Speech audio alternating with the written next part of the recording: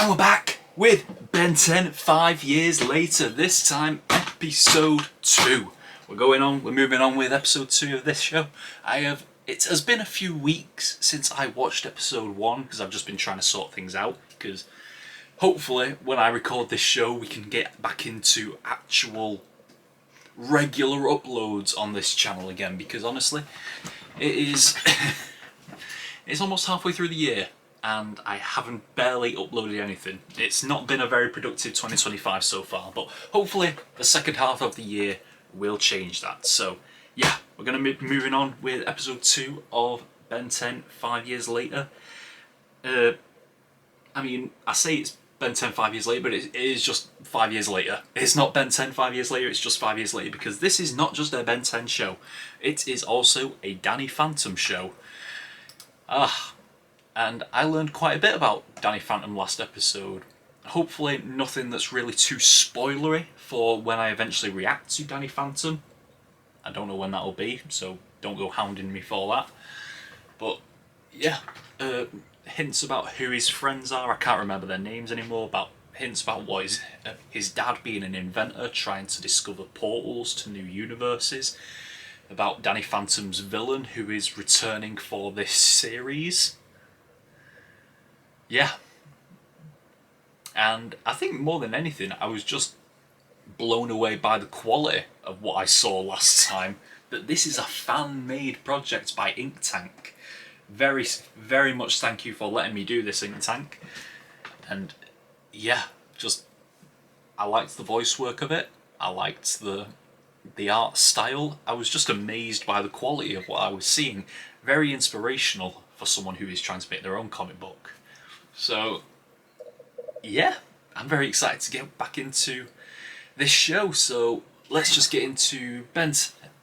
I keep being tempted to say Ben 10, but let's just get back into 5 years later, episode 2, starting right now. Magister Rook Blanco. He's an alien. No, I noticed. Thanks, Ben. I was 10 years old when I found the Omnitrix. Oh, yes. It gave me the power to change between 10 different alien heroes. Well, 10 at first. Over time, I unlocked a lot more. Yeah, you did. Now with Master Control, there's my cousin, Gwendolyn, Professor and Protector of Whoa, she looks different than how I'm used to. She's been studying sorcery for over a decade. Now she teaches it. And my best friend, Kevin Levin. We were enemies as kids, but he's cool now. Mostly. I teach my own recruits at the Plumbers Academy. Wow. They call themselves the Orion Squad. The Omnitrix used as a play toy. I've lost good people. You are Ben Tennyson. You can do anything. I've made many mistakes. One more should do it. The showdown with Limit Kevin. I've even held the universe in my hands. And things? Danny's dimension. My own people turned against me. I guess this is what I deserve.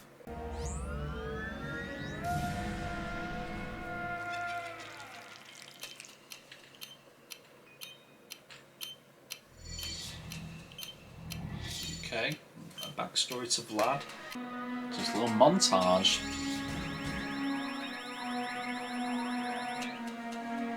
So he tried using his powers to steal and he was rejected. And then everyone that he had left him. Okay, this is a nice little gist of this character. Your belongings are Oh! meaningless. I am here for you, Vladimir. Now listen closely. I recognise that mask. I just edited that episode. Well, I just edited the thumbnail to that episode. Hello, Eon. My days of violence are over. That path has left me with nothing. Okay. Fortunately, unmetaphorically. Even if you had a chance at revenge against a certain phantom, if I succeed, I can give you the entire universe to lead. There will be no one to turn you away. Why would you give me the whole universe? What do you gain from this? Oh, with my agenda, I can spare a single universe for your empire. I am after something much bigger.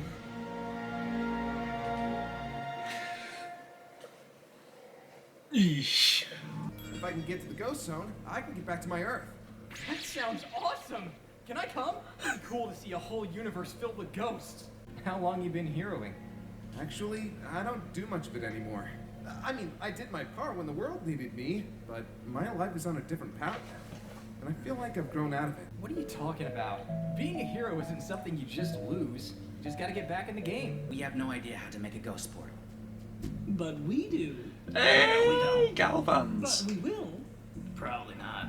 Have they been here this whole time? A security threat was sent from Teleporter A to Plumber HQ. That's Grandpa Max's old shop. Why aren't the security drones handling it? Deactivated. Danny and I will go check it out. We will? This is your chance, dude. You ready to go ghost again? We'll be back in 10.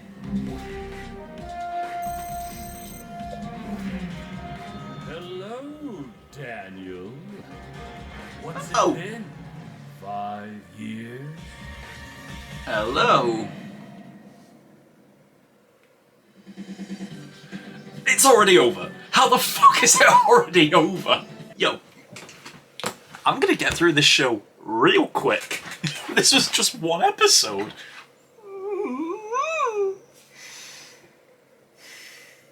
You know what? Yeah, I was very concerned because I'm going to try and get through this whole show tonight. And what's the time now? Currently it is 10 to 9 in the evening, and I've only done episode 2, and I'm trying to get all the way through to episode 11. I was concerned at first. I'm not that concerned anymore because that went by like a lightning speed. Yeah, that went through very fast.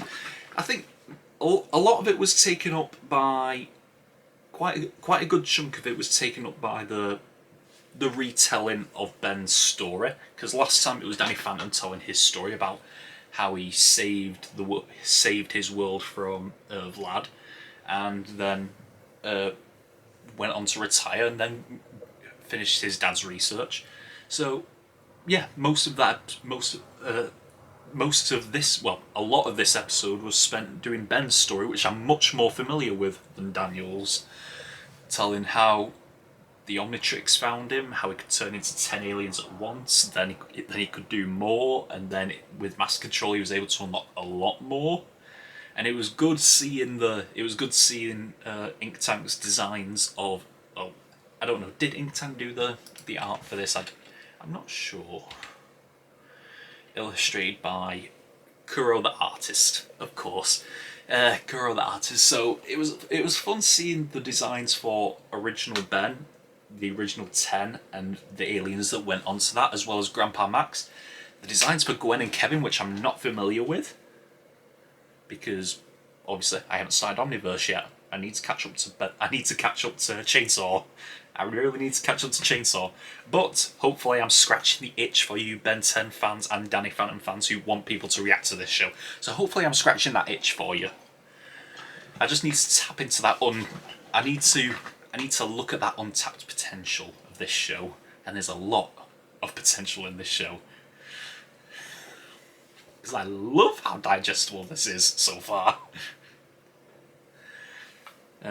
Yeah, and then showing how Gwen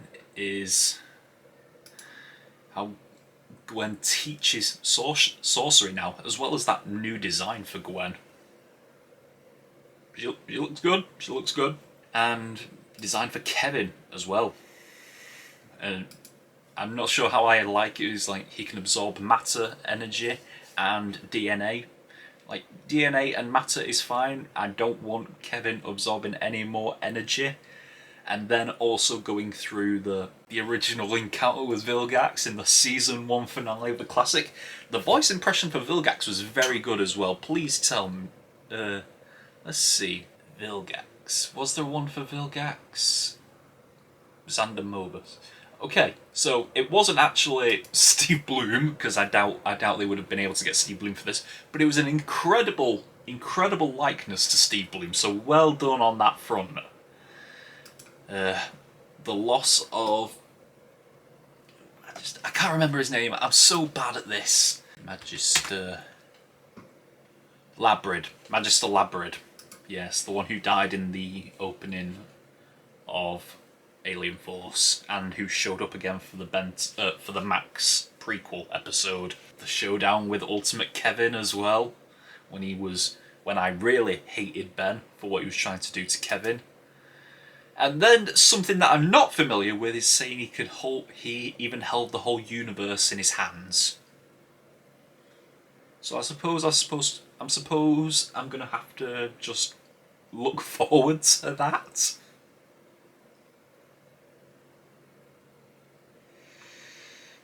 I do have to be careful when watching this that I don't get spoiled for Danny Phantom and Omniverse too much, that is. A good amount of this episode was also spent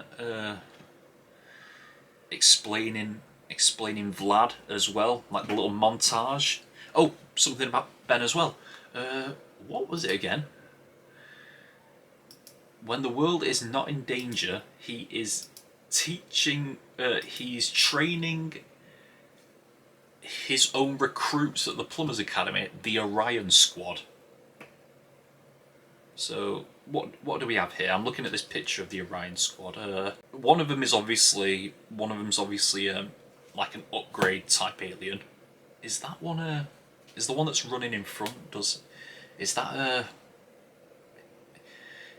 like a fast tracks kind of species?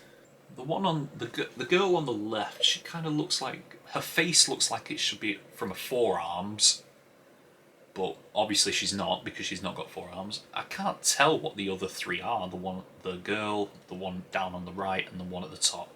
I can't tell what they are, but who knows? Maybe I'll get into that also in Omniverse. Maybe I'll get into it in this show as well. Maybe I'll see these people. But yeah, then we move on to Vlad's story about him coming back to his universe. He's an old man. He seems to have given up this quest for vengeance. He seems to have given up all the motivations that were making him a villain. And we get a little flashback montage of his story. So that was very useful to me as someone who doesn't know this character, about how he was a scientist, experimenting, how he unlocked somewhat magic. I don't know. And from what it was telling me, he was trying to use this magic to steal things and earn respect among his peers. This like magic cult or something, where they all have like matching Dracula kind of cloaks. But he was rejected, and then the woman he loved left him, and he just went crazy, became a villain, eventually beaten by Danny and left in exile. So yeah, he seemed to have been on the last legs of his life when he is visited by Eon. Like I said in the reaction, I just remember, like, I recognised the helmet immediately because I've just now done to my shame, I've just now done the thumbnail for that episode. And I had to go back and look through it and saw a picture of Eon, and like the mask just immediately came to me. And yep, Eon just tugging on that temptation to undo time and give him everything that Vlad was once working for, and it seems to have worked. Vlad resisted at first. He didn't want to fight anymore. He didn't want to, like, being a villain had only left him with nothing, and he didn't want that anymore. So, but then I suppose the temptation of having everything that he once fought for was too much, and here he is back as a villain. And we got a little look at Danny's face when he saw Vlad for the first time in a while, in 5 years.